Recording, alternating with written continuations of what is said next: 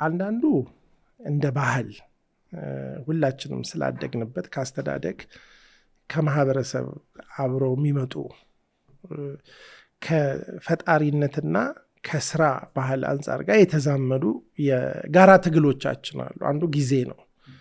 የጊዜ ዋጋን አንደርስታንድ አለማድረግ።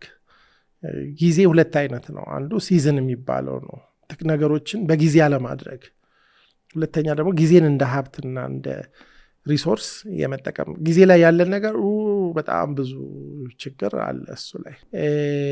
በወሬ የምናጠፋው ጊዜ በጣም ብዙ ነው። ሶሻል ሚዲያ ላይ ሁሉ ሰው የራሱን ስልክ ቢያይ ብናነብበት ያን ጊዜ ብንሰራበት የት ልንደርስ እንችላለን።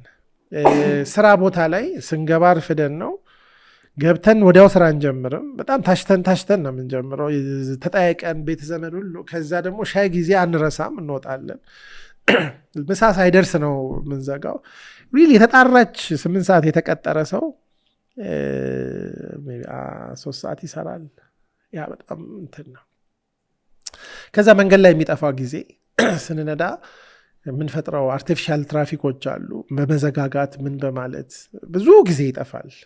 እና አክቹዋሊ የኖርናት ዕድሜ ምናልባት 80 ዓመት የኖረ ሰው 20 ዓመት ይኖር ይሆን? ማንቀነሳቸው ግን አሉ። እንቅልፍ አይቀነስም፣ ወሬ አይቀነስበትም። ከሁሉም የሚጎዳው ስራ ነው። የሚያሳዝነው ፓርት ደግሞ አንተርፕረነር ስትል አንዱ ያለው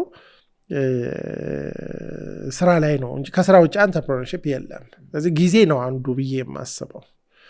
ሁለተኛው ገንዘብ ነው። ገንዘብ ምንድን ነው ብትል በጣም ብዙ የተማሩ ሰዎች ገንዘብ ምን እንደሆነ ዲፋይን ሊያደርጉልህ አይችሉም። ገንዘብ ምንድን ነው? ስለ ገንዘብ አልተማርንም። እኔ ትዝ የሚለኝ ሜዲካል ስኩል ልጨርስ የመጨረሻ ዓመት ላይ ኢንተርንሺፕ ላይ የሐኪም ደሞዝ ግማሽ ይሰጣል፣ ግን ካፌ ታቆማለህ፣ ዶርም ግን አትከለከልም። በእኛ ጊዜ ደሞዙ 870 ስለነበረ በወር 435 ብር ይሰጣል እና በጣም ብዙ ነው የሚመስል እና እኔ የመጀመሪያ ደሞዝ ስቀበል በሳምንት ነው የጨረስኩት። አለቀ። የሚያልቅ አልመሰለኝም። I don't know how to manage money basically። ያን ያህል ገንዘብ ይዤ ማኔጅ አድርጌ አላውቅም። ለብዙ ሰው ሊያስቅ ይችላል። ያ ባለ ዲግሪ ደሞዝም ነው ደግሞ አጠራቅመው ከዛ ደሞዝ ላይ ልብስ የገዙ ለግራጁዌሽን ቤተሰብ የጠሩ ብዙ ልጆች ነበሩ። ያገኘነው ገንዘብ አልነበረም ዲፍረንሱ፣ ገንዘብ የያዝንበት መንገድ ነው። እና አንተርፕረነርሺፕ ደግሞ ሌላው ገንዘብ ነው። ገንዘብ is very important፣ ካፒታል ምንለው ማለት ነው። ከዛ ደግሞ ገንዘብ ሲመጣ እንዴት ነው ማኔጅ የምታደርገው? በሰክሰስፉል ነጋዴዎች እና ወይም ደግሞ ቢዝነስ ሰዎች እና ስለዚህ ገንዘብ ላይ እኛ እንግዲህ እንደ ሶሳይቲ ገንዘብ የምንሰራበት መንገድ፣ ሴቭ የምናደርግበት መንገድ፣ የምንጠቀምበት መንገድ ብዙ ነገር ላይ ገንዘብ ላይ ስለ ገንዘብ ያለን አስተሳሰብ ማለት ነው አስተሳሰብ አለንም ወይ ከሚለው ነገር ነው። ሌላ ስራ ላይ ስራ ራሱ ስራ ምንድን ነው? ስራ እንወዳለን ወይ? ለምሳሌ ብዙ ሰዎች ይህን ትምህርት ሳስተምር ለምንድን ነው የምትበሉት የሚል ጥያቄ አቀርባለሁ። በሽታ እንዳይዘኝ ሰውነት እንዲገን ነው። አንድ ህፃን ልጅ እንደተወለደ ሄዶ እናቱ ጡት ላይ የሚጣበቀው የሁሉ ነገር ስለሚገባው አይደለም። we eat because we love to eat፣ ስለምንወድ ነው የምንበላው። ሌላው ትርፍ ነው። አስበህ አይደለም ሰርቫይቭ ካልበላው ሰርቫይቭ አላረግም ብላ አይደለም የምትበላው። አሁን ጥሩ ምግብ ቀርቦልህ ምራቅህ አፍ የሚሞላው ሰርቫይቭ ለማድረግ ነው እንዴ? ሁሉም ሴሎች ይተባበራሉ። ያንን ለምግብ ያለህን ስሜትና ለስራ ያለህን ስሜት ስታነቃ በጣም ሩቅ ነው። አንተርፕረነሮች ጋር እየቀባ ስትመጣ ምግብና ስራ ይምታታባቸዋል። ምን ማለት ነው? እየሰሩ ምግብ ይረሳሉ። ያልሆኑ ሰዎች እየበሉ ስራ ይረሳሉ። ስራ ነው። ስራ ላይ ለስራ ያለን ፍቅር፣ ስራን የምንሰራበት ኮሚትመንት፣ ያለ አለቃ መስራት፣ ያለ ደሞዝ መስራት፣ ለስራ ከስራ ውስጥ ደስታ ማግኘት ከደሞዝ ውስጥ ሳይሆን፣ ይሄ ስራ ላይ ያለን ነገር ስራ እንደ ግዴታ ነው የተጫነብን።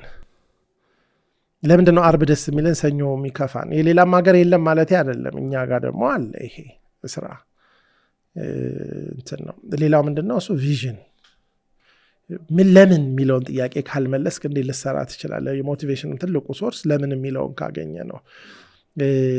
ብዙ ሰው ኢንተርፕረነሮች ስታያቸው ደሃ ሆነው they know where they are going፣ they know የሚከፍሉትን ዋጋ ያውቃሉ፣ እያዩ ነው የሚሄዱት።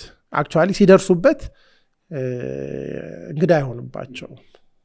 እና ራዕይ ከሌለህ ገንዘብም ቢኖርህ ጊዜም ቢኖርህ ስራም ብትወድ ፍሬ ሊኖርህ አይችልም። እነዚህ ነገሮች ነው እንግዲህ። ከዛ ውጪ ሌሎች ከዛ ትልቁ ስኪል ሰው ነው። ሰውን እንዴት ነው አክቹዋሊ የመጨረሻ ላይ የምትሰራው ለሰው ነው።